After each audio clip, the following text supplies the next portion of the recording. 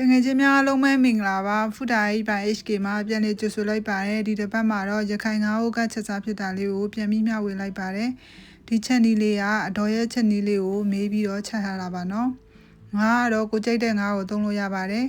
ငါးဦးကဆိုလို့ရှိရင်ပလာတူအားပိုစားကောင်းပါတယ်နော်ဒါကတော့ထက်ကြိုဈေးမှာတွေ့တဲ့ငါးတစ်မျိုးပဲဝယ်လာတာပေါ့နော်ဒီငါးက20ရိုင်းနဲ့တူတယ်ပေါ့နော်ငါးနာမည်တော့တေချာမသိဘူးသိရလို့ရှိလို့ရှိရင်လည်းပြောခဲ့ပေးကြပါအောင်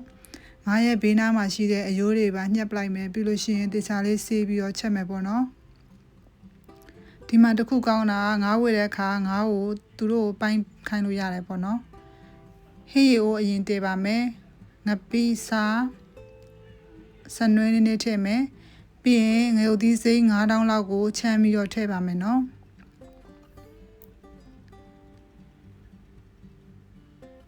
ရေထည့်မယ်ပြီးရင်ငါးဦးကနဲ့လိုက်ဖက်ဆုံးကမကြီးသီး6လေးပေါ့နော်မကြီးသီး6လေးထည့်ပါမယ်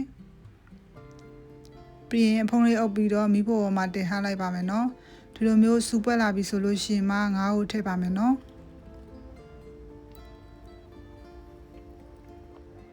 ပြီးရင်ဖုံးလေးအုပ်ပြီးတော့စူပွက်လာတဲ့အထိချက်ထားလိုက်ပါမယ်နော်ဒီလိုမျိုးစူပွက်လာပြီဆိုလို့ရှိရင်တော့အရသာလေးမြည်ကြည့်မယ်ပေါ့နော်ဒီချိန်မှာလိုအပ်တဲ့အရသာလေးတွေထည့်နိုင်ပါတယ်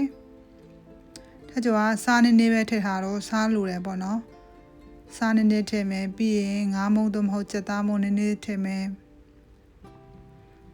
ဒါဆိုလို့ရှိရင်အရသာအဆင်ပြေပြီပေါ့နော်။အရေခန့်တဲ့ထိချက်ထားလိုက်ပါမယ်။အဖုံးလေးဖွဲ့ပြီးပဲဒီအရေခန့်တဲ့ထိချက်ထားလိုက်ပါမယ်နော်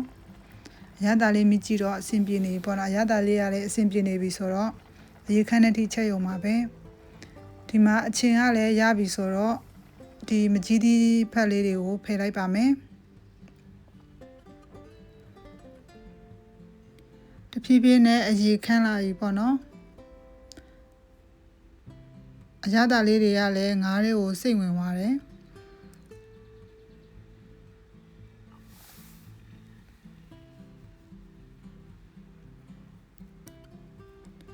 ငါးဦးကချက်တဲ့ခါကျလို့ရှိရင်စားမများလေးနဲ့မကြီးချင်လေးများများလေးထည့်တာပိုစားကောင်းပါတယ်နော်ငါးရဲ့အရသာလေးပိုကောင်းပါတယ်ပေါ့နော်ဒီမှာဒီလိုမျိုးလေးအရေခမ်းပြီးတော့အိုးကက်လေးဖြစ်လာပြီဆိုလို့ရှိရင်တော့ရပြီနော်ပြီးရင်ထမင်းပူပူလေးနဲ့စားအရေမခန်းတခန်းလေးချက်ထားတာဆိုတော့အရေလေးပါစမ်းစားတော့အရန်ကောင်းပါတယ်ဗီဒီယိုလေးကိုအဆုံးထိလိုက်ပြီးတော့ကြည့်ရှုပေးတဲ့အတွက်ကျေးဇူးတင်ပါတယ်တငယ်ချင်းများအားလုံးကိုစိတ်နှပြကျန်းမာပျော်ရွှင်ကြပါစေဘိုင်ဘိုင်